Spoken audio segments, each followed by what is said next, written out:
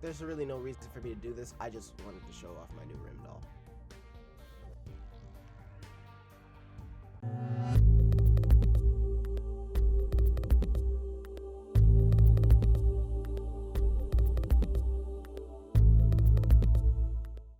Hey guys, it's Perk, and today we are back with the Storytime Saturday, and before I get into it, I want to thank Miss Jessica for actually forcing me to do this shit, because I was very much not in the mood to do it, but I asked for someone to yell at me on Twitter, and she obliged willingly. If you guys don't, follow me on all my social medias. I always need those little encouragements every so often and whatnot. So, nonetheless, with that out of the way, guys, we are back with Storytime Saturday with Lucid9, and well, last time we played, we left off about to get on a Ferris wheel.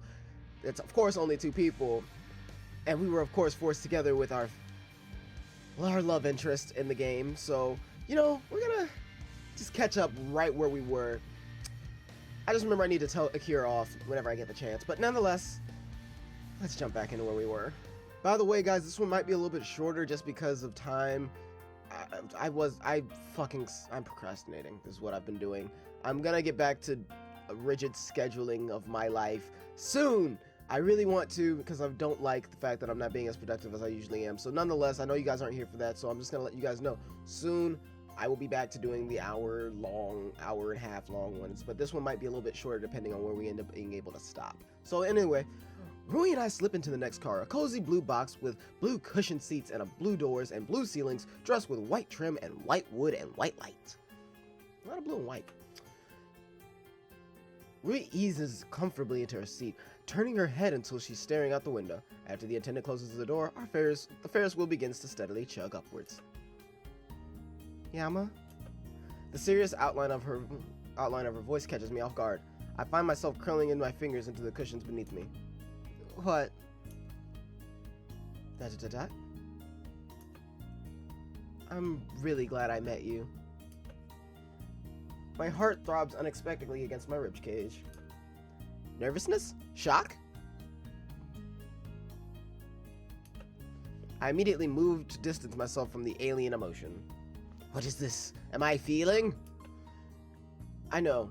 Who else would be a willing victim of your horrible abuse? Not that, you know. I just feel like you don't hear it very often. I'm glad you're here, Yama. I'm glad I know you.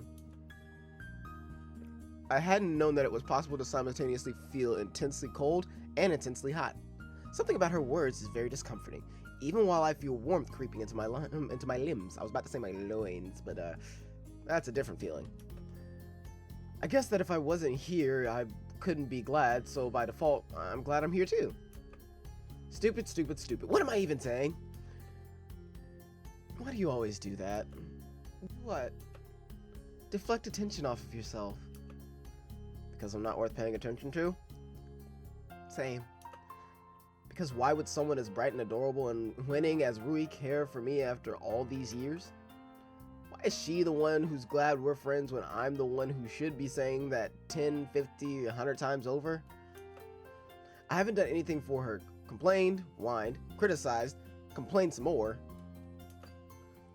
Who would really want that kind of friend? I have fun when you're around. I like our bickering. I like watching your stupid competitions with Masato. Just be yourself, okay? I should honestly admit to myself that I'm touched, but I'm far too awkward for that. Well, I can't exactly be anyone else. Gosh, you really love to kill the mood, don't you? It's better than killing other things. Oh, Yama. You kill other things too. Such as brain cells. It's so unexpected that it makes me laugh. The atmosphere instantly relaxes at its sudden injection of snark. We fall into silence after that breeze of humor. Rui resumes staring out of the car window. I glance around, searching for another topic. Scenery, boring, weather, worse, love life, bad idea. I idly brush my hand against the window frame. It seems to breathe beneath my fingertips. Say, that's an idea. I reach my arms until they're touching either side of the car. Rui turns to me, questions weighing on her brow. What are you doing? Earthquake! Can we not? Can we just not do that? My voice slips out unusually high and childish as I shove my body to and fro. Our car immediately begins to swing, creaking metallically beneath my weight. Rui pales and clings to her cushion. Stop that! Stop what? You know, if we shake too much, we might fall. Fall? Like this? I feign crashing to the side, slamming into the car with more force than I probably should. Rui squeaks, instinctively reaching for me. Don't do that, it's dangerous! What's dangerous? This? I straighten and pretend to fall again, but Rui snatches my wrist and pulls me towards her. My momentum collapses against her. I'm barely able to catch myself against her seat. For a long moment, we stay in silence. I'm looming over Rui, one hand curled on the seat by her head, and the other instinctively clapping around her shoulder. Her face is unnaturally close. At this distance, I can feel her breathe, short and warm, brushing against my cheek. Her eyes, amber, also warm. Her hair, the color of light fire, silky, warm. Everything about her, warmth, comfort. Warmth, comfort, love. Yama? Sorry. I finally come to my senses and plop back into my seat, staring very resolutely out the window. What the heck was I doing? Rui, this is Rui. Rui Hayata, the girl who's in love with you. Get a grip on yourself. Da-da-da-da. Da-da-da-da. And now the silence is suffocating. They gon' fuck. They gon' fuck. So... we immediately pause, eyes cutting between the window and each other. You first. No, it's okay. I didn't have anything important to say. Me neither. Silence again. We stop again? Awkward, so awkward. What are you gonna say? Just, do you, like trees? Are you talking about the marijuanas? Are you talking about injecting marijuanas? I think that's what we're talking about. I feel the sudden impulse to bash my head into the window until it shatters. Trees? Really? Sure, they're like normal trees, I guess? Yeah, they are. We drift back into silence. I have something to say. Is she going to say what I think she's going to say? No. I have a better idea. You don't even know what I was going to say. Yeah, it's a better idea. Still, it's a better idea. Well, okay. She seems genuinely annoyed, which catches me off guard. Shouldn't she be relieved? Relieved that she won't have to say anything embarrassing? So what's this better idea? In hindsight, I really should have thought of something before claiming so. Not that I had the luxury anyway. Oh, Yama. Well, I was gonna say that. A simple kind of crazy idea leaps into my head and I go for it. Shh. What now? I immediately drop to the floor in an athletic crouch, pretending to search for something. Rui's face transforms as she curiously surveys my actions. After a few seconds of pausing, I pretend to yank something from out beneath the seat. Bugged. What? What? Why? Shh. Agent Hayata, don't make another move. I slowly peer out the window and silently praising myself for the diversion. Looks like Rui's forgotten what she was gonna say. But just for good measure, I throw myself to the floor with a yell. Rui instinctively follows. They've got RPGs! Houston, we have a problem! I start shaking the box again as Rui imitates an explosion, tossing herself around. Oof, direct it! Commander, shields at 23%! I'm a bit busy! I mime fighting some sort of alien and pretend to kick it out the car. They have borders? Looks like we're done for, Lieutenant. The only thing left to do is... A silence falls between us as we understand the gravity of the situation. Kamikaze. Let's give him one hell of a show. Okay. I know she's a theater nerd, but... Really? Is that what it really takes to distract people? Is that all you have to do half the time? Because that's kind of bullshit. I've been fucking this up. I've been working on being quick-witted and coming up with bullshit on the fly. Honestly, apparently I could just say that we're bugged and that we're agents and oh, what the fuck, this is bullshit. You got it, Commander. With a renewed enthusiasm, she whips about, slamming her hands against the cushions. The car shakes with the enemy fire, but she retains her focus. Stay on target. Stay on target. The car screeches with speed as she homes in at the mothership, right at the weak point. Stay on target. Mister, it's time for you to disembark. We're abruptly yanked back to reality. Rui leans over the cushions, smashing her heads against the imaginary controls, while I'm by the window fighting off non-existent borders. The flush of embarrassment creeps up my neck, is mimicked on Rui's end. Sorry, really, so sorry. We creep out of the car, feeling attendants' eyes weigh heavy on our backs. I probably shouldn't have done that. You know, you do a lot of things you probably shouldn't do. There's a pun in there somewhere, but I can't find it. We could ask Akira. She's quite the queen of puns. We grin at each other like the pair of fools we are. We should meet up with the group. Yeah. Rui gazes flits between me and the ground. Yama? It happens in one fluid motion. She steps forward, gently pinches the edge of my sleeve between her cheeks, tiptoes up, and softly, hesitantly, places her lips against my cheek. Then, almost before I can register, she reacts, cheeks flushing. Thank you.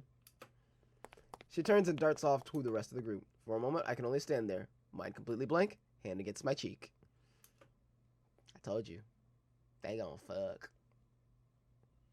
They gon' fuck. That's what gon' happen, is they gon' fuck. Why? Hey Cap, if you're done standing around... Hey Cap, if you're done standing around like a goof, we're ready.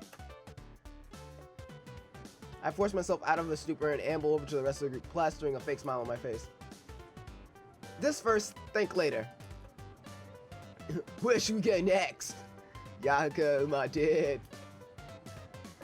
We went to the... we can go to the bot fight arena. Let's go to the extreme carousel. Let's try that one. Ooh, Cat, do you see that? I look to where she's rapidly waving her arms and find myself staring at a little carousel. Yeah. It's a bit underwhelming. No, behind it. Behind it? I look upward. Behind the kid-friendly circle of ponies is a much taller carousel with its seats rising into the air as it spins. The seats are dragons. We can fly to the 7 seas and beyond, Cap. Who wouldn't want to do that?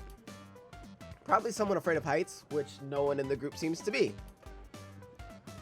Well, what are you guys' thoughts? Sounds great. You're exempt. You agree to everything Akira says. I so do not. I so do not. I say go for it. I say we go for it. Trying new things is always a great idea. Doesn't look like all that exciting to me, but I got worse. I'll get to have a dragon for a minion. I look at Ari and Elizabeth, but they only shrug. Great, time to ride the spinning wheel of death. It's, got to be safer than the roller coaster, right? We trot briskly, a little too briskly for my taste, to the line where Akira points excitedly at the carousel. Hey, Rui, do you see what I see? I look to where she's pointing. A couple seat, of course. I don't know what you're saying. Why, you and Cap should ride together, of course. Bitch! I swear, phone M&M's, hold up. Did I just spin on my camera? Is that what that was? I have no idea. Nonetheless. Why would I want to ride with Yama? He's so fat. Excuse me? Bitch? I'm sure she just means to say you're big bone, Cap. That's definitely not what surprised me. I honestly don't see anything of Yama's that can be called fat. How about this? So unfair. He doesn't even exercise. I do, on occasion. Yeah, when all the planets align and the blue moon rises. He was fit as a bull when he was in track. You could be a real hotshot if you join track again, Cap. And why would I do that? Good aim with firearms is important. She, didn't mean that kind of hotshot, Ari.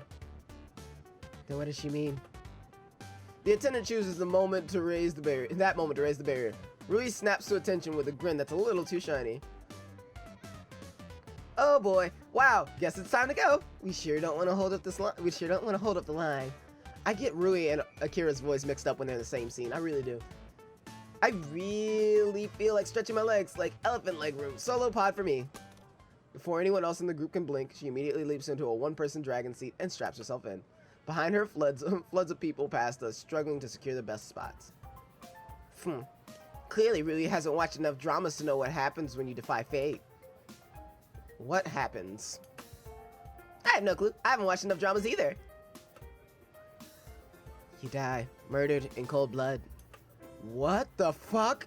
Eri, calm the shit down. Right. You know, you and Rui are like a really bad. You and Rui are like really bad depth perception. You look like you're really close, but you're actually not. This might be a novel concept, but Rui and I are independent people. Sometimes we like to do things on our own. Why do something on your own when you can do it together? Cause you're a bitch. You're a dumb bitch. That's why.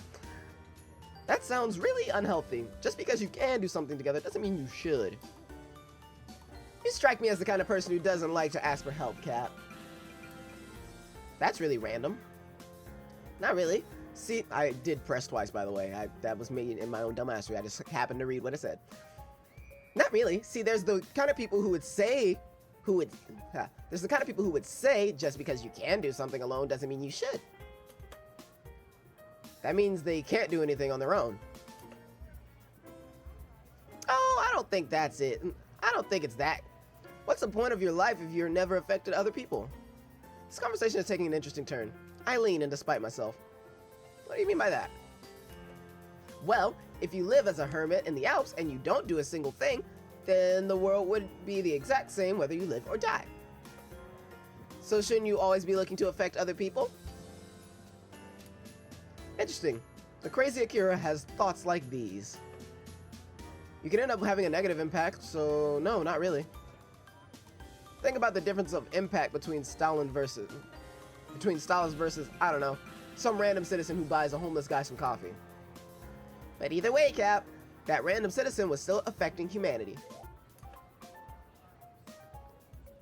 Doing everything alone seems lonely. I pause at that. Yeah. Yes, it really does. Hey, you might want to hurry up before all the seats are taken. We're on it, Highness. But when I look up, I notice all the solar spaces are occupied, leaving only a couple vehicles. Well, this should be pretty simple. Akira and I can ride together, negating the risk of putting up with some idiot stranger. Akira, which one do you want? We're boarding together? What, you'd rather be with a stranger? I always enjoy the opportunity to make someone's day a little more surreal. Usually I'd believe her, but something about her seems unusually fidgety. Come on, I'm not putting up with some random kid who will barf all over me. I hook my arm around hers and pull her to the nearest two-seater, a nice golden dragon with overly long lashes to make it look distinctly feminine. She promptly sits down, face completely blank, and I strap the seatbelts over us. She doesn't say a single word, even when I'm done prepping the vehicle. What's wrong? On the contrary, what's right? Pardon? Nothing! She turns her head and stares resolutely out one of the windows, so I can't see her face. I wait for her to start some random conversation, but she says nothing. Akira? No response. The attendant drops by our car and closes the door. She takes one look at Akira and one look at me and raises an eyebrow. Girlfriend mad? She seems to be saying. I try to shake my hands in a universal, no, this is not my girlfriend, but she seems to take it as I swear I didn't do anything wrong, and I only shake her head, and she only shakes her head as she walks away. Fuck off! Japan and their misunderstandings. Did I make Akira mad? Akira, are you mad? No. Oh. Okay. More silence. Another attendant's voice drones on as the beginning procedures of the ride. Still nothing from Akira. So how's life? No response. Akira might as well have turned into stone. The ride starts up in a cranky whirl, and our vehicle begins to pick up speed, rising into the air. We ascend for a few moments, stopping at a nice intermittent point around 10 feet off the ground. Having fun? Still nothing. What's going on? Hey, Akira. And they're off! What fine specimens of the Draconis Rex racing the green. It's no secret that the crowd favorite is the famous Freddy, world champion for the past 120 seasons of the Dragon Races. Why, at this very moment, we can see money exchanging hands because in this fictional world, betting is totally not illegal. I have no clue where this is coming from, but somehow it's a relief. I'll take a weird Akira over a quiet Akira any day. Still, does not take a genius to notice she's completely ignoring me. She won't even glance in my direction. So Akira. Come on, Freddy, I didn't raise you to be a loser. Win this race or I'm grounding you for a month. She leans forward and slams a firm hand on the neck of our dragon, which startles me. Our steed flies higher as if in response. That's more like it. Show me that my life savings spent on JPDA certified grass-fed gluten-free organic carrots will pay out dividends. JPDA certified grass-fed gluten-free organic.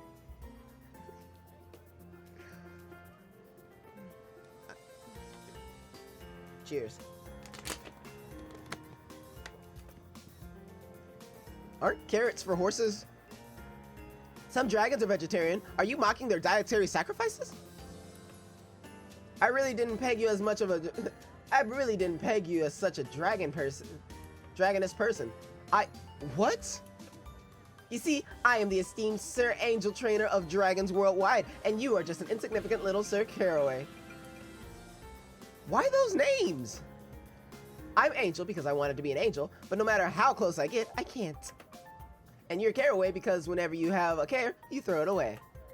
At this, Akira seems to renew her determination to ignore me, because she turns forward again, renewing the scolding of her erstwhile dragon. Freddy, you must redeem yourself! There's rising newcomers on the scene, you know, backwater talents like Rakaf, Liftable, and Hagen are taking their respective nations by storm. Don't tell me that your age is getting to you. I mean, he's been around for at least 120 years, apparently. That's pretty old by my standards. The end is in sight. Go for the finish, ready? But just as she stands up in her seat, only to be stopped by a belt, and waves one arm dramatically forward, the ride begins to slowly lower, pulling back in speed. No! But yes, our time on the ride has come to an end. Judging from the declaration, this seems to push Akira into a frenzy. I should have known. If you are what you eat, then Freddy just became a JPDA certified grass-fed gluten-free organic carrot. And no race can be won by a JP... Oh god, fuck, I'm not saying that again. She still doesn't look at me, even as she unbuckles the seatbelt and jumps out of the vehicle. I can barely catch her arms as she leaves. Hey Akira, what's the big deal? You let go of that arm, Cap. Wow.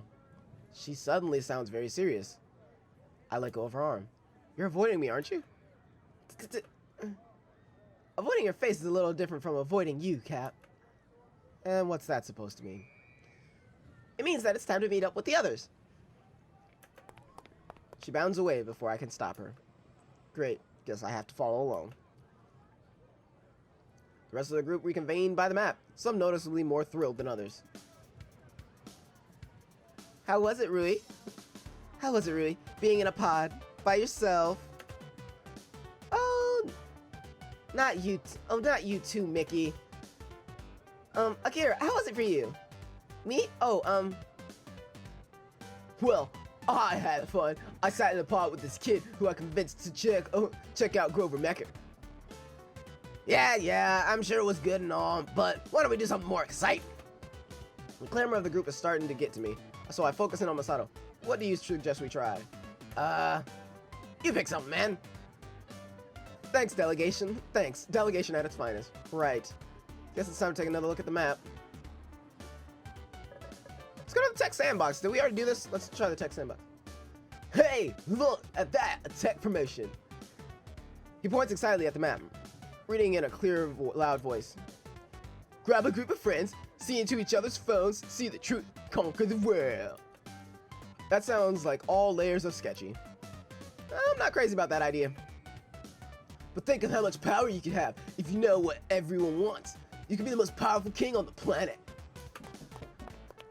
He excitedly runs off before I can call a vote. Exasperated, I turn to the rest of the group. Are we really doing this? It's sponsored by the park. It's bound to be safe.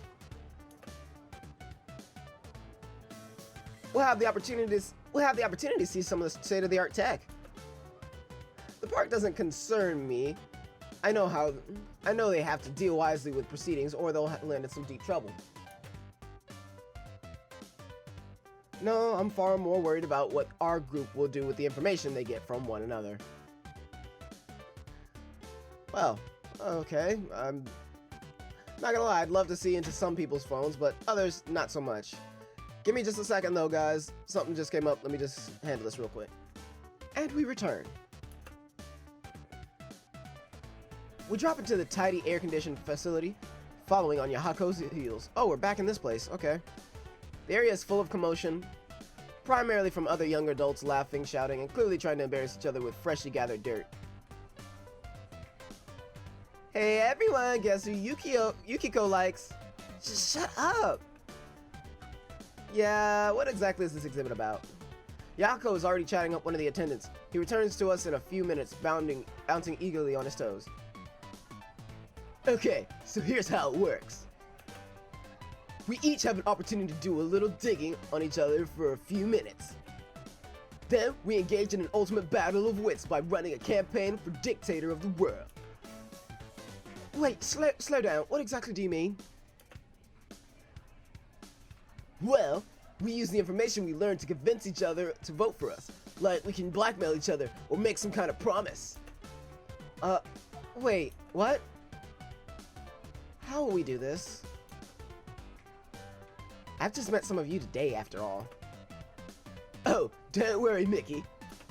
Usually, limit escape phones have really advanced security features so we can't be hacked. The only visible information is what users want to share. Yeah, they'd like us to believe that, wouldn't they? Well, guess what? Here, we can choose to lower that security and look into each other's phones.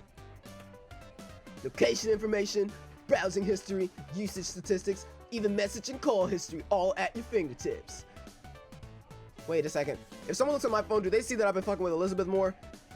Is Rui gonna get my phone? How heartbroken will she be?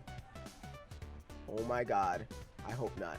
Please don't give Rui my phone. Please don't give Rui my phone. Please don't give Rui my phone. Anyway. What part of this sounds fun? Are we even speaking the same language? Well, in that case, this sounds interesting. I thoroughly agree. Ha! I've got nothing to hide. Sounds like a party and a half. Guess that settles it. What's going on? Don't they understand the danger? Is everyone sadistic? I'm reminded of the time that Yahiko wanted to jump off a roof to test if he could fly with umbrellas. Him and his supposedly brilliant ideas. I send some quiet thanks to whoever decided to build this pool straight below the railing. Guys? Sweet. Misaki, would you mind alerting that fine young lady of our decision? Misaki obediently runs off and grabs the attendant, who starts to outline the rules. The first phase of the game would involve 10 minutes of concentrated research. All firewalls down. Everyone would look into one another's phones. The second phase of the game would involve utilizing that information in an attempt to gather a following of minions. What exactly that entails, nobody knows. It's probably intentionally vague to leave the room for interpretation. It sounds like a game around a game around as fishy as technique it's using, so I seize the opportunity to sit back and rush to and run the timer. I'm curious on what my friends might be hiding, but not enough for me to sacrifice my own privacy. Alright, are we all ready?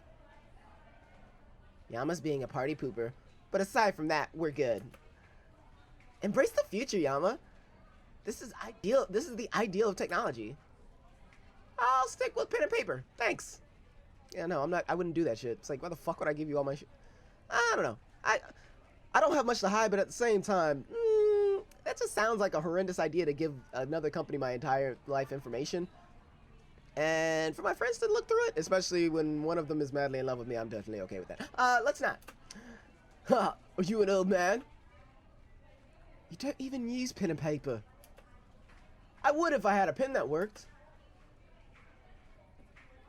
You can always, I don't know, buy one? Now why would I do that? Come on, let's just get started. Yama isn't gonna join us. Ready? 3, 2, 1, go! Despite the climactic setup, the group's proceeds to simply squat down and scroll rapidly through their phones. The silence is brief. Only a few seconds pass before Misaki's face drops in horror. Icon phones? Who would bother purchasing an icon phone? Just beside her, Yahiko erupts into glee. Huh! I knew I was right all along. Interesting. Come to think of it, Misaki and Yahiko would be the best at gathering phone information. They know their electronics inside and out. Masato, on the other hand, damn, can I use this for anything other than phone calls? Rui and Akira aren't having that much more luck. Where do I start? Internet search history? Purchase records? None of this stuff is juicy.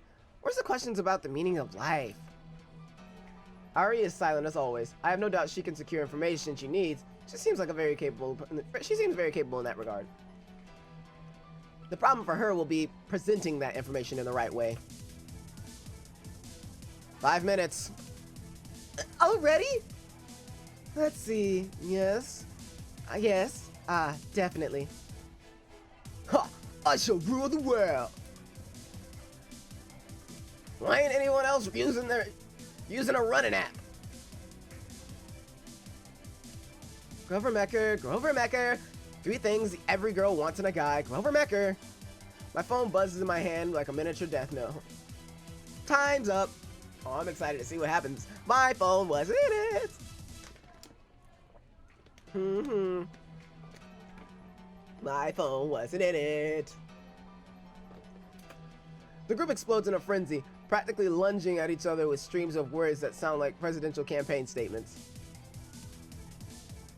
I'll throw lots of festivals if I get elected. Sorry, I'm not interested. Are you and your friend fighting over a guy? What would make you say that? Akira, answer the question. Akira, answer the question. Akira, you're not answering. Answer the question. Your search history.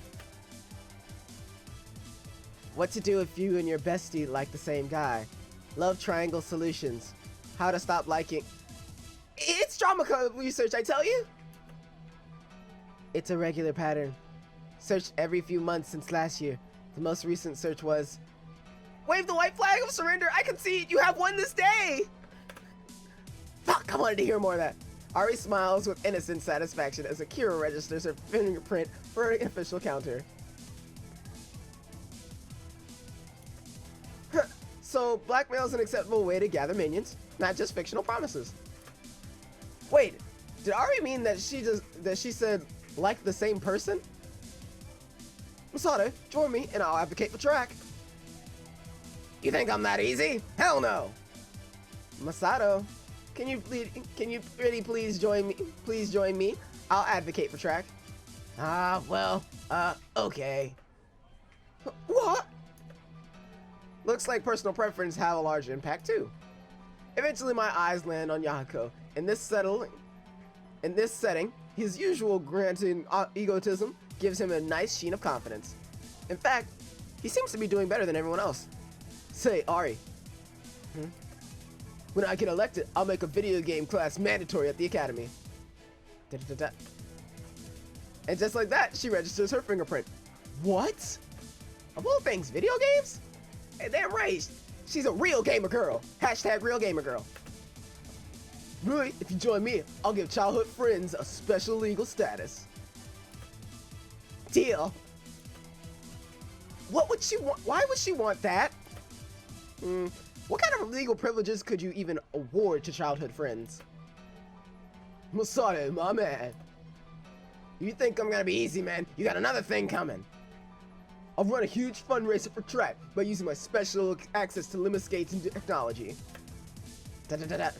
And another fingerprint registration. Yahiko's knocking everyone out like bowling pins. Elizabeth, I'll make Yama take private tutoring for the rest of the semester. Well said. You've earned my vote. Elizabeth, I'm both shocked and not shocked at all. Wait, at this rate, Yahiko will be the winner. Akira, I can provide lessons in love, love in. Don't say it, take my vote, take it!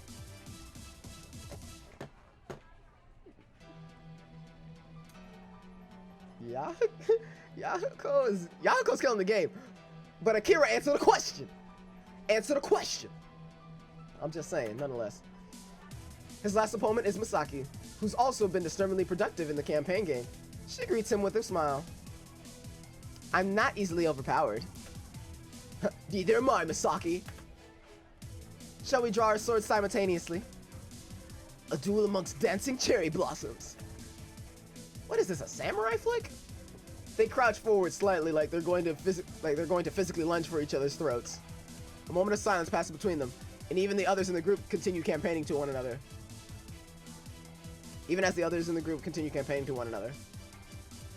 Then Misaki and Yahiko both burst into action, practically screaming at the top of their lungs. Corporations will mandate required vacation time for employees with families. Social Security will redefine parental negligence. For a moment, they only stand there, equally surprised at the other statement. Vacation time? Parental negligence? Why do I suddenly feel like I now know something about them? They couldn't be playing around, right? No, judging from their expressions, they're completely serious. I shouldn't be surprised. There's bound to be a lot of stuff that I don't know. My friends have their own lives, and I have mine. In fact, they probably don't have any idea how Shiguri and I know each other. That's fine. Some things are none of their business. Some things are none of my business. It's all well and good, but still really bothers me. I know it's childish. I know that I made myself stay out of this game. No one kicked me out.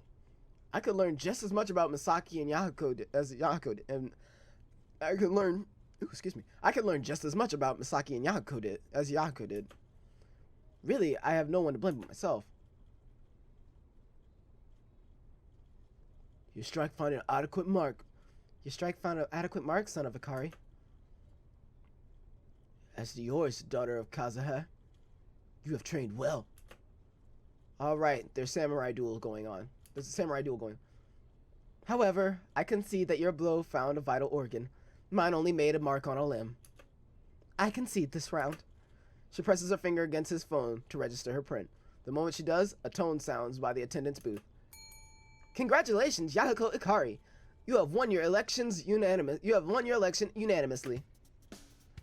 All seriousness melts from Yahiko's face, replaced with shining pride. Am I a dictator now? You are. Oh boy! I really thought it would feel more awesome. Well, you get a prize. 1 free year of Luma Cloud Premium. Luma Cloud Premium. I don't know what that means, but it causes Misaki to stand bolt upright and lean forward in anticipation. Clearly, she's regretting that she conceded. Oh, thanks, but I already have a permanent free premium account. It's what happens when you're the son of 2 rulers. Actually, when I think about it, it's really like that Yahiko is the son of some influential person from the sound of it. People who work at Lumascape. He has an insane number of shoes that are all designer brands made in Italy. He's attending the academy without any scholarship, judging from his grades. And he doesn't seem to have any financial worries or life worries in general. Maybe he really is the son of some higher-ups at Luminascape. I'll take it! Then go ahead! She eagerly retrieves the gift code from the attendant as the rest of us are ushered out the door. Elizabeth seems refreshed from the activity. Rui looks like she enjoyed herself. Akira and Masato, on the other hand. There's always tomorrow. Hell yeah! And they're fine. Manipulating people doesn't seem to be their kind of game. Actually, what surprised me the most was that Yahiko did so well.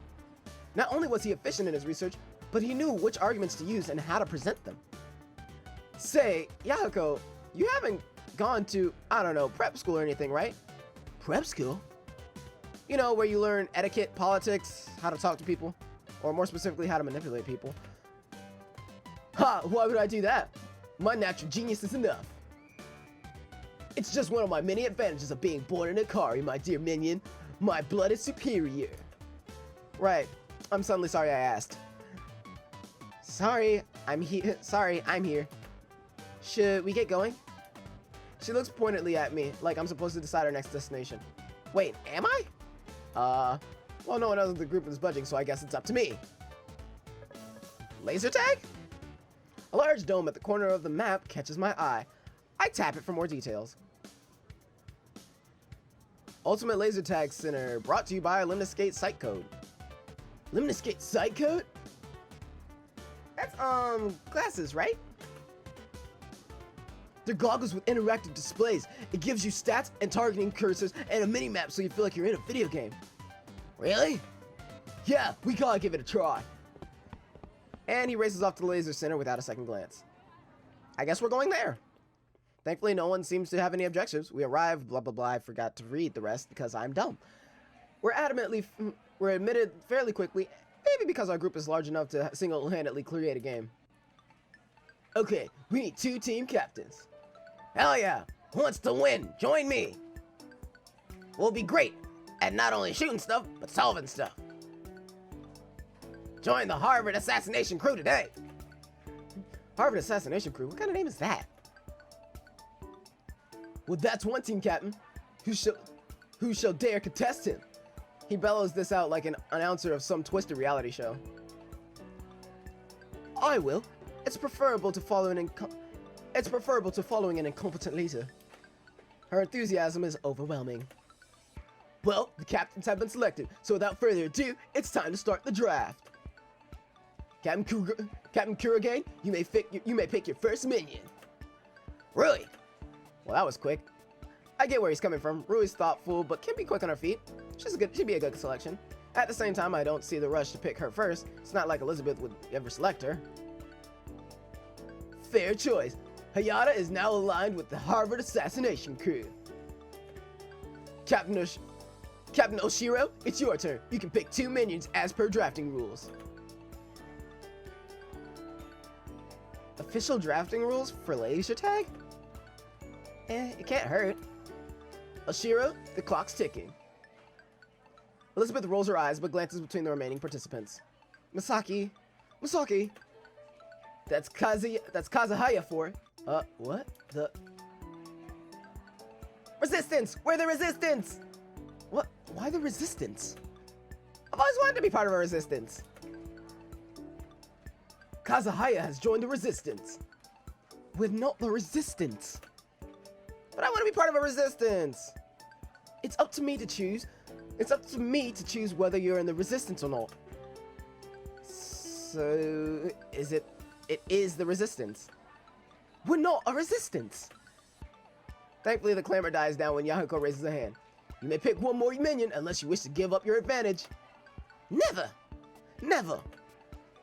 Considering that getting her here was akin to pulling teeth, she's remarkably engaged in all the activities. I choose. Her eyes pass over Akira, flinch at Yahiko. For a few seconds, they flicker between me and Ari. Yama, get over here.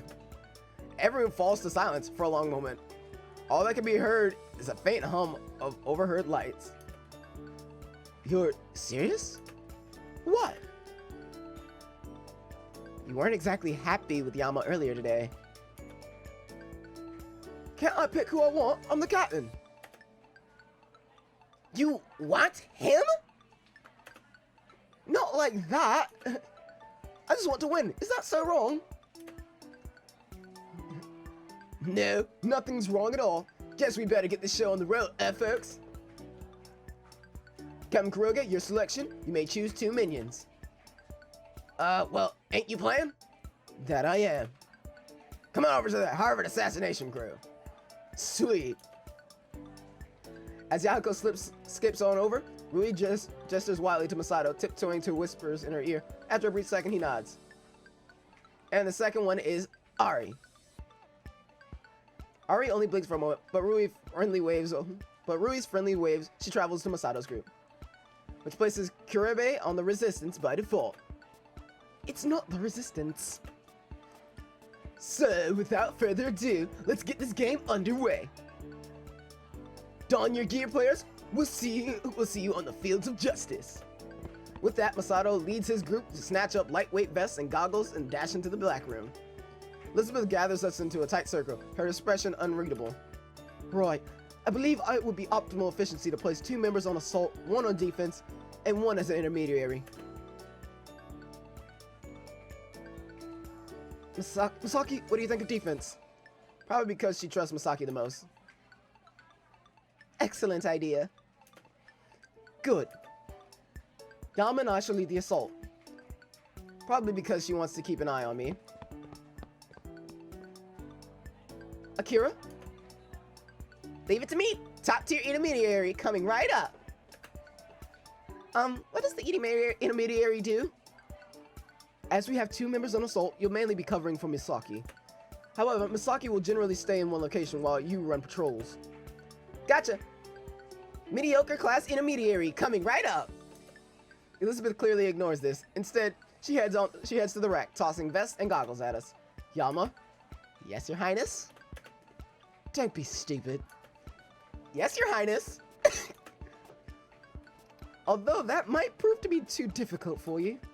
I feel inspired already. Right, we've wasted enough time. Let's go. Wait! What about a team chant? We don't need one. She moves to the door, but Akira tugs on her elbow. We can't start a war without a chant. It would be a travesty. Okay, Akira's hilarious when she's not fucking with me. That's all I gotta say. Apparently, it would be a travesty if we used our time efficiently. Ah, come on. Team bonding is important as tactics and individual skill. Fine. Fine, but make it quick. Akira salutes with her cheeky wink and gathers us into a huddle. She speaks breathlessly, her eyes shining with enthusiasm. A day may come when the courage of men fails. Quickly, I said. Blah, blah, blah. This day, we fight! Long live the resistance! Ah, heck, why not? Long live the resistance. Let's go, go, go, go! Deploy, deploy! Deploy! Holy shit, this is cool. District 4. Isamu Imperial Boarding Academy. Limnesgate Site Code. Yo, do we get a mini game? We bolt into the dark room in our vests. As we're swallowed in blackness, I slip my goggles over my eyes. The interface immediately switches on, providing me with slick infographics and motion cursors. In the upper left, I see team portraits that light up as each member speaks. Looks like site code comes with comms. There's also a map, health count. Where's the map? I guess that's the map right there. Health count, ammo count, and location notifier. Except I'm missing a bullet. Whatever, it doesn't matter. Whoa. These are stunning. Oh, I gotta get me one of these. Presently, a hum washes over the large chamber and the walls come to life with the images of the Academy cafeteria. Whoa, a live simulation! Limnesgate is truly ahead of our time. Let's get to our positions. Despite her brusque words, her face is open in wonder. Seems like she's also a fan. As we head to our places, the intercom cuts in with a mechanical-sounding female voice. Welcome to the field, Blue Team. This is standard capture the flag game, best of 1. Your Limnesgate site codes display your health. Let it fall too far and you shall be disqualified for the rest of the match. You should also know that your ammunition is limited. Use it wisely. As Akira and Misaki split towards our base on the rooftop, Elizabeth motions to me at the corner of the perimeter. Ooh, are we gonna make out? Oh, it actually lights up when she talks too. Stuff it! Stuff it! This is the way to the base! A quick glance at the minimap confirms her claim. When the game starts, we go together, but cautiously. When the game starts, we go together, but cautiously. Build 15.17. 5.17. I'm dumb. I'm guessing that's her. That's that. I don't know what these dots are. I'm wondering how much of this is actually going to be interactive and I get to choose. So I'm like ready for like quick time events and shit. Isn't it better to attack from 2 different directions? Who's captain again? Oh, I see. You do want to make out. Stop it, bloody gallivanting monk! Off your trolley, stonking great ego. I can only grin at her as her intercom flickers to life. All players are within their team zone. The game will begin in 10 seconds. Cheerio to you, good chap. 8 seconds. I say this ought to be a jolly good show. 5 seconds. I'm right knackered, I am. Yama? You called, Your Highness. She pauses for a moment, clearly struggling to keep a hold of herself. Do you know why I put you on assault with me? To make me miserable? Because for some reason, the tiniest part of me believed that you might actually be great at it. Her words freeze me to the ground. My mind runs blank. I can only stare at her in disbelief. She really... I think Elizabeth wants the D. I really do. Like, Akira, Rui are both, like, they're clamoring in that love triangle, but I think Elizabeth really wants the Dino. She doesn't want to say it, but she believes in me way too much for her to not want the Dino. I honestly believe.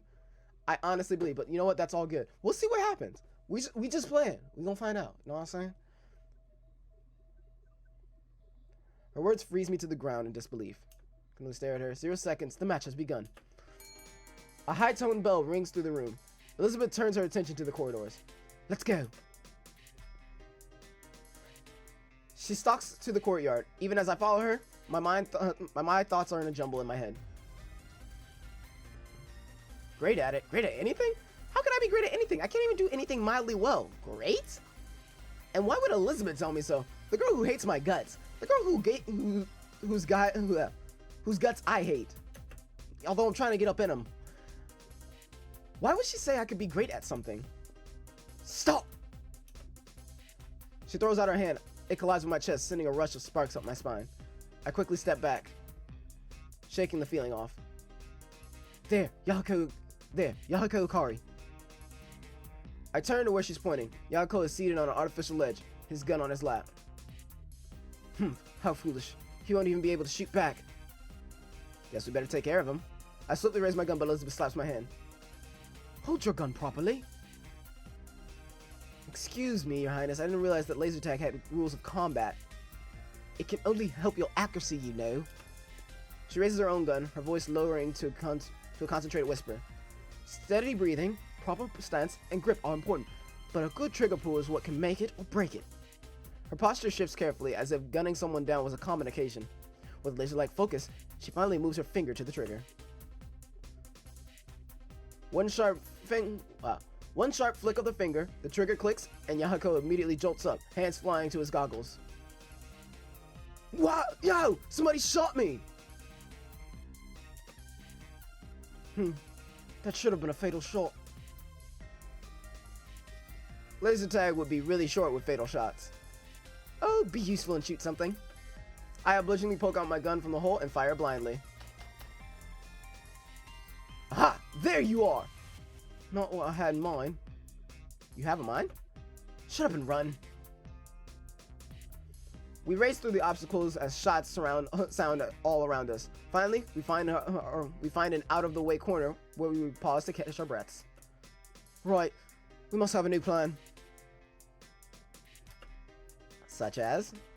Yahiko is the only person on defense, and we pass no intermediaries on our way here. Paired with Masato's personality, it's highly likely that 3 people are on assault. So Misaki will be overrun. They probably have the flag by now. Oddly enough, I can respect her in the moment. She seems to know what she's doing. Well, where does that leave us?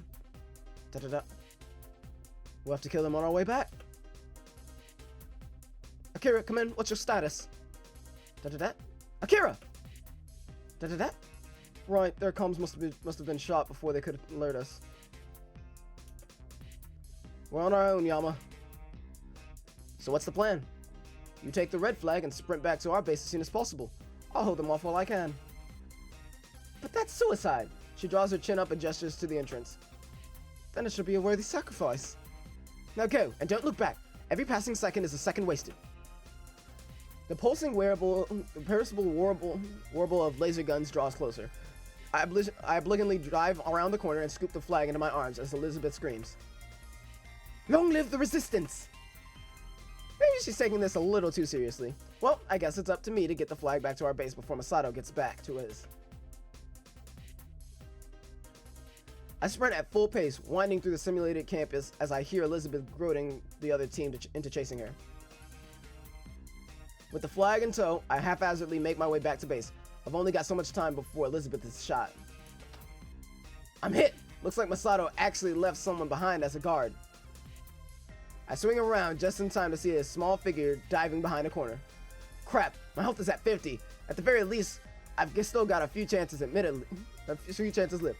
Admittedly, laser tag would be pretty boring if it followed a one-shot, one-kill system. My grip on the pistol tightens as I peer from my little refuge. I line up my aim so that if the guard emerges, I have a chance to take him down first. I can't react fast enough. Neither of those shots hit when the guard darted from cover to cover. 4 shots left, and it feels like I couldn't hit them even if my gun was full.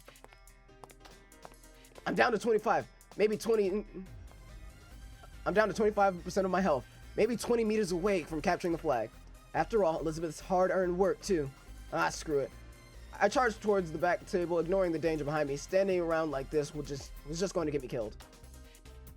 I dive behind the nearest piece of cover as I hear the enemy's laser pistol blare to life. It's down to the wire now. Final chance, right? I stand up, blindly firing my remaining shots as the figure, that's just a few feet away. The figure drops their gun in defeat as a dead icon pops up over their team. I'm dead. With that, Ari places her gun on a nearby bench and pulls out a peach to munch on it without a second thought. How did she... Okay, where did she get... Apparently getting killed doesn't mean much. That was somewhat anticlimactic, especially given how lucky I was to have shot her despite my firing haphazardly. Beggars can't be choosers, though. I promptly plant the red flag on our stand. It glows in response, and after a second of humming, clicks into place. A clear, high tone brings the game to a close. Game over. Victory to blue. The hell? Please exit the room. But I got the flag! Please stop arguing with an artificial voice and exit the room. Masato's grumbling is prominent, but I notice the dark shapes converging at the exit. Guess I better follow them. It takes a few moments to adjust to the blinding sunlight. Still, everyone seems to be fairly happy. Everyone except Masato, of course. We're the rightful winners! Well, we would have been if someone didn't go on a wild goose chase instead of returning the flag. I was gonna. As soon as I caught up to the trash talker, I mean. Then you probably shouldn't complain. Amidst the commotion, I noticed that Elizabeth is strangely quiet. I was expecting her to gloat with her victory, maybe toss in a few snappish, better-than-thou comments here or there. But she's just standing by the map, a faraway look in her eyes as her lips are pulled into a smile. Well, couldn't be helped. We had the best leader, you know. Abbot Yama took charge. Oh no, we were led to victory beneath the banner of the wise Elizabeth Oshio. She came up with all those fancy tactics and everything. To everyone's surprise, Elizabeth blushes slightly and lowers her head. Really? Good job. Thank you. Somehow those simple words felt like more than a compliment. Yeah, let's keep going. I'll get my revenge. Oh, I'm counting on it. Thankfully, the conflict feels teasing rather than biting. I return to the map with a smile and pick out the next destination. The Bot Arena. Let's get to the last one. Pop-up box in the upper corner of the map catches my attention. Live Limit Escape Bot Showcase, the future of gaming. Intrigued, I note that the showcase is located just further down the path. Say, what do you guys think? I point at the announcement. Robots? Say, Cap, do you think they'll be fighting giant monsters? I can say certainly that they won't. It sounds fun. I say we give it a shot. Okay, any objections? Yes, your shoes, minion, need an upgrade. Why, you haven't bought a new pair of shoes since I first met you. Your objections to the bot showcase. Let's go. Wait, smiling? Genuinely? For non-food related reasons? I don't think I've ever seen Ari so excited. We can pop by. If it's not interesting, we'll go something else. No one else says a word. I take this as confirmation to head down the path. Just behind us, a metal building. A modest portable stage is set up, flanked by screens projecting a live, closer view. A row of assorted small mechs are lined up at the edge of the gate, in front of which stands a Luminous Gate representative. It's like Grover Mecha, but in real life. We settle right on the front of the stage. There's not many viewers beside us. Looks like the staff is still setting up. I wonder if they'll let people actually try them. I hope so. What use is the showcase if the target audience can't even try it? I don't know. These kind of things usually involve demonstration matches to make the technology look like a lot better than it actually is. That does seem likely. They may just choose a victim to beat up. That ain't no fair, man. Whoever they choose to represent Luminous Gate will probably be as unstoppable as a final boss. It doesn't matter. It's a game, and games must be played by the rules. I'm about to ask Ari what exactly this cryptic piece of information means, but a blast from the speakers quickly ends our conversation. Come one, come all. Come see for yourself the top-of-the-line fighting robots straight from Luminous Gate's laboratories. Robotics fans, you might want to listen up. A crowd begins to form behind us, attracted by the representatives' announcements. I notice the wide majority of people are young adults. Luminous Gate definitely knows their target audience. This is one of our star beta testers, Raiden Rumble Ajibana. He'll be showing you some of the awesome stuff that this new generation of bots can do. The representative steps back from the stage, leaving the room for a big man with short cropped hair to step to the front, holding up his robot of choice. It's a medium-sized, around as big as my head. Sleek in shape and boasting beautiful colors on deep cobalt and silver. The crowd oohs and ahs in appreciation. Oh mama, I gotta get me one of those! The beta tester, Rumble, steps back and gently lays the robot on the stage. Cameras zoom in for a better view, ready to capture the action. The crowd waits with bated breath as Rumble cranks his knuckles. He holds out his hand, into which a representative places Sleek's controller. The Mayfly ascends, performs its duties required, and it is no more. And suddenly the robot is alive in a whirl of silver and blue, leaping around the stage like a dancing grasshopper. Rumble smiles confidently as his hand flies over the controller, stringing together flawless combos like the world's most trained fighting gamer. Wow. Art and movement. Amazing. The crowd claps wildly. I already see several young men digging out their phones and punching rapidly at their screens, no doubt reworking their budget. I'm not gonna understand this game, but I can definitely appreciate skill. Rumble brings the routine to a slow, letting the robot pre-out like a professional ballerina before sweeping into a curtsy. He's met with an even louder round of applause. Thank you, Rumble. Wonderful work. Now, ladies and gentlemen, it's this moment you've all been waiting for. We're going to open up the floor. Would anyone like to face Rumble? The representatives grin with a slight touch of cockiness. I'll make you guys a deal. If you manage to defeat Rumble in a best of 3, you can take one of these robots home with you. And with confidence I've never seen before, Ari's hand shoots into the air. As the rest of us balk openly at her, the representative's eyes sparkle, no doubt seeing a small girl as easy prey for Rumble. Miss, come on up to the stage. Ari gracefully, a little too gracefully, vaults onto the stage, ignoring the representative's extended hand. What's your name, miss? Ari Hiraga. I see that you're wearing an academy uniform. What year are you in? 2nd. And how are you finding it? Fine. Great conversationalist, I see. So why do you want to try your hand against Rumble, if I might ask? Ari stares blankly at her hand for a long moment. Uh-oh, she might not know what try your hand actually means. I'm not trying. Whoa, what bold words. Miss Haraga claims that she doesn't even need to try against Rumble. I'm pretty sure that's definitely not what Ari meant. Rumble, what do you have to say to that? The insect believes itself to be king over insignificance. And Rumble's retort is just as strong. Well, folks, what, are you excited or what? The crowd cheers, egged on by the representative's skilled hype building. I find myself wishing for Ari to crush Rumble to the ground. Ari has a tough road for her. That rep is just twisting her words, man. It builds hype. It's exciting, in my opinion. Come on, guys, let's root for Ari. Give me an A! A! Give me an eye! Hey! Give me an... Shush! They're talking! The disorganized team cheer immediately dies down as the representative pulls the microphone back to her lips. Let's see what our bot challenger will select for herself. Ms. Hariga, feel free to pick any of the bots from the row. Ari contemplatively paces down the row, stopping from time to time. It feels less like she's stuck with an indecision and more like she's examining the bots down to their basic molecules. Pick the coolest one! Pick the cutest one. Pick the most effective one. Pick the one you can beat him with. Pick the most innovative one. Pick a peck of pickled peppers. Shut up, Akira. Ari ignores the incoherent din from our group and eventually settles on a humble, boxy-looking bot at the end of the line. The crowd goes completely silent in shock at her decision. Tell me about this bot. Are you sure about this choice? I need more information. Right. This tricky little guy. Most of the testers weren't exactly sure what to do with him.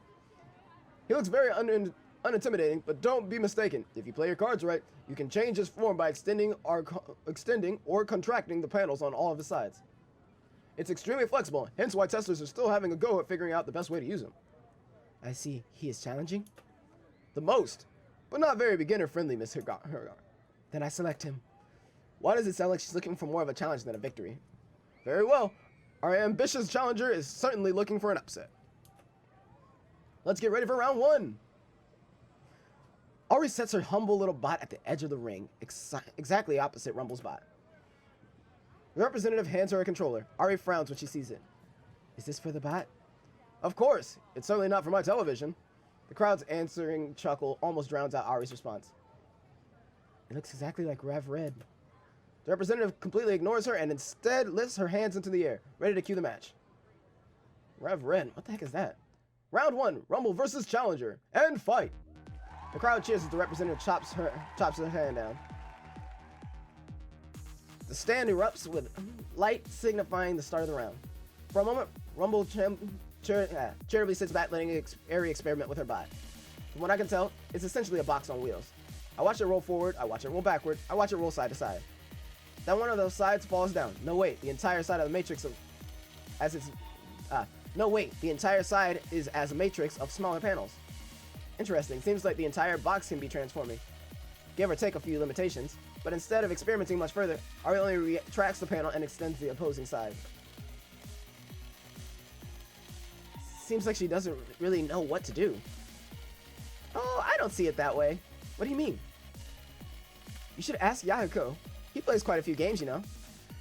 Since when has Misaki known Yahiko more than me? My curiosity overtakes me, and I eke over to Yahiko. Do you know what she's doing? She'll try basic attack next.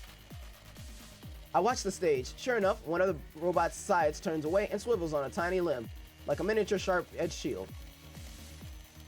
Now a 6A 214B. A what? The bot repeats its shield cut attack and suddenly hoisted the panel over and behind it. Yahiko seems extremely pleased. She might try something a little more complex now, like a 6A 8-hit C6C D2D. The clumsy-looking box suddenly moves in a world of rotating panels. I can't tell what's happening, but it seems to just make Yahiko even more excited. I knew it. It's just like Rev Rad. What is Rev Rad? But he doesn't answer me because Rumble has started to move. His bot elegantly skates around Ari's, which is still rolling cheerily around, flipping its sides. One quick sharp blow sends the poor boxy bot crashing straight into the edge of the ring. Ooh, that one's got a sting. The bot shakily rights itself and starts wheeling away from Rumble, tearing around the ring like a panicked civilian in the middle of a war zone. Even as it flees, I see Ari experimenting with some structural changes, like extending, flipping, and morphing its panels to create different shapes. Like, she doesn't even try to land an attack on Rumble's bot. Basically, she's trying to understand the bot's identity. She's going through its moves systematically. Do you think she has a chance? Only if she finds something really unique that beta testers would never expect. Unfortunately, it's at this moment Rumble predicts Ari's walk path and flies at her bot, crushing it decisively into the ground. The representative whips down her hand, even as segments inside the bot pieces it back together. Winner of this round is Rumble. The crowd politely claps. It's clear to their eyes Ari doesn't have a fraction of a chance against an experienced beta tester. But I saw some promise in the way she was messing with that in the form of her bot. A bot with structural changes. As you can see, it only takes a few seconds for a bot to repair itself. No more long waiting between rounds. Players, are you ready? Ari nods quietly, a faint smile flickering across her lips. Rumble says nothing. Round 2, and fight! This time, Rumble immediately explodes into action. His bot leaps gracefully at Ari's. Ari's barely manages to swerve away before the ground where it's standing angrily dented.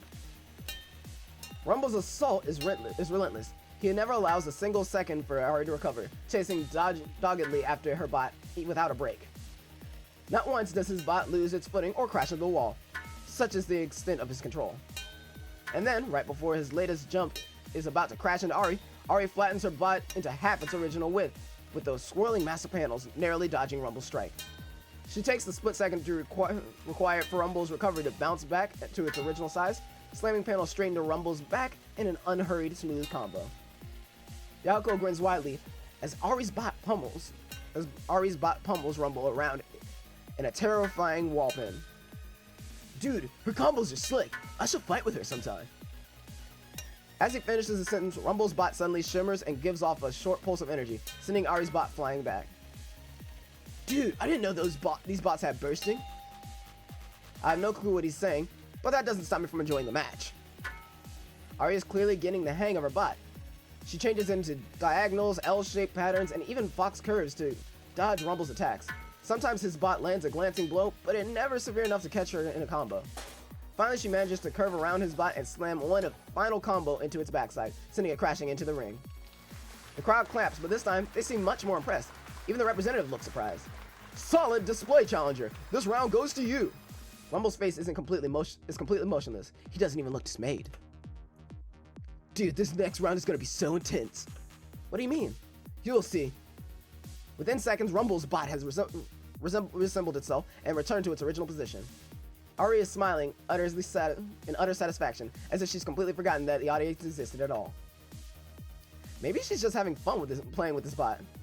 The final deciding round, ladies and gentlemen. Will Rumble be able to redeem himself, or will the challenger score an unprecedented underdog win?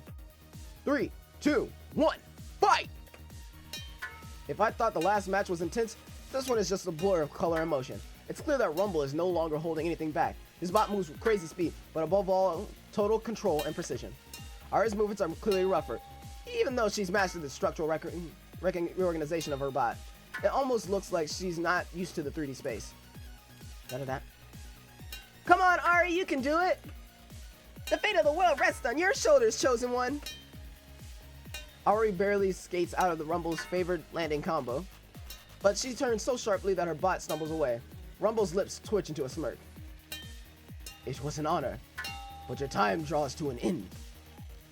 May you make your peace. And he hits her solidly, sending her bot flying into the air. Yahiko winces. It's over! Air combo into a ground pound. But as Rumble leaps after Ari, she flattens into a vertical plank that better cuts through the air resistance, falling before he can land a blow. Although surprised, Rumble reorients his bot to hold out its foot for a single devastating dive kick. I don't see how she can get out of this, trying to change forms and move will take too long, but she can't move while she's still a plank. And if she does return to her usual form, the kick will put so much heavy damage on the bot that I don't see her recovering for the match. This must be the end of the series. Then I see Ari's fingers flying over the controller, and her boxy bot rapidly disassembling into a condensed brick. And then I understand. As Rumble's bot soars foot extended, ready to strike the killing blow, Ari's bot melts into an indestructible brick, settling on the ground, biding its time. And then, just at the right moment, Ari mashes her hand on the controller, and the metal brick springs upward, slapping right into Rumble's bot, and sproing? And as if in slow motion, Rumble's bot sails into the air, flipping in a perfect double axel head over heel right over the bounds of the fighting box, and plummets into the middle of the audience. Silence stretches on as the crowd tries to process what just happened. The mic drops from the representative's hand, barely and mercilessly muted in the time before it hits the stage. Rumble stares blankly at his controller, as if he's trying to wake himself from a dream. Ari stares blankly at her controller as if she's suddenly and uncontrollably hungry. Fists of our cheering team are stopped mid-pump in the air, looking like we're in the middle of a half-hearted fistfight.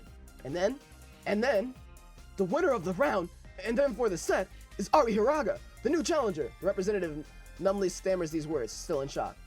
Another moment of dead silence passes. Then the crowd erupts into cheers. She did it, dude! Look at those moves! Look at the plays! Ari, what was that? She won! She really won! That was incredibly impressive. Ha! The tiny one's got some surprise on her sleeve. And I scored a perfect shot of the winning moment.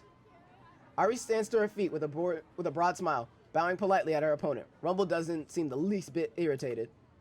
Truly, on this day, we have met well in wartime, challenger Ari. He bows his head in respect, solemnly walks into the crowd, and picks up his bat, disappearing behind the stage. Wow! How incredible! Despite all the odds, it seems as if the challenger has come away victorious. Miss Hiraga, what are your thoughts on Miss Hiraga? What are your thoughts on Miss Hiraga?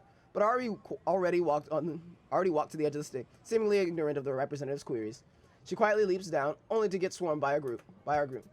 Good job, Ari! That was amazing. You really showed them.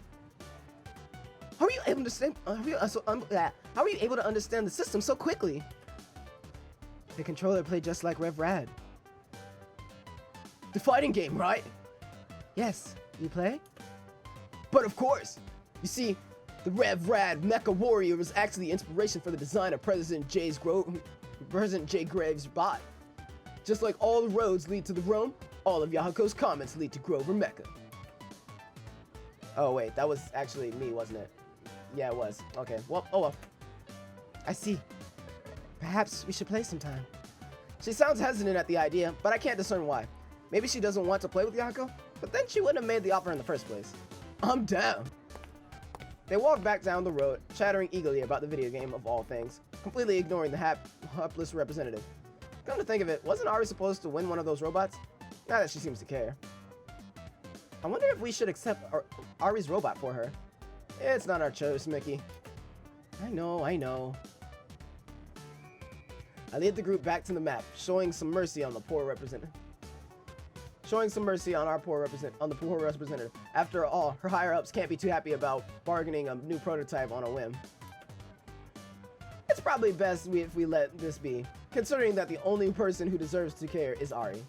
And Ari, well, seemed happier about playing with the bot than actual victory itself. Ari and Yahiko are already waiting for us by the campus map. Dudes, you guys are so slow. Maybe you're just always in a rush to go places. Some people like leisurely walks. Leisurely walks? We don't have time for that. Look at all this stuff we've got to hit. Yama, my minion, lead us on. You have a good head for efficiency. Do we really have that much stuff to explore? I take a look at the map to verify what we have left. Before I can decide on another attraction, a ringtone cuts to the silence. Masato sheepishly digs his phone out of his pocket. Sorry, alarm. I check my own phone, 6 p.m. Technically, Masato's curfew. Thanks for the fun, guys, but I got a piece. I've also got some things to do, but this was remarkably fun. Thank you. You guys are leaving? But there's so much more adventures to be had. Honestly, even I'm a bit warm from all this excitement. I'm heading back too, but you guys can stay if you want. I need to leave as well. Both of you? It's okay, Rui. We'll just have to make up for their ticket costs. Surprisingly, Rui turns to Ari with a smile. Want to try that roller coaster over there? Okay. We exchange quick farewells before Rui, Ari, and Akira and Yahiko race off to the serpentine roller coaster in the distance. I split the ways with the others at the academy dorms and head to my apartment. And with that, guys, we come to the end of Lucid9. And this one actually ended up being about the same time as all the others. I'm actually surprised, but nonetheless, I do need to end this fairly quickly. I can't do as much of a recap, but we finished at the amusement park. We've got a little bit left in that day, and then we'll probably do the next day in the next episode. But nonetheless, guys, this has been Perk. It's been real. It's been fun. It's been real fun. And I will see you guys in the next one. Peace.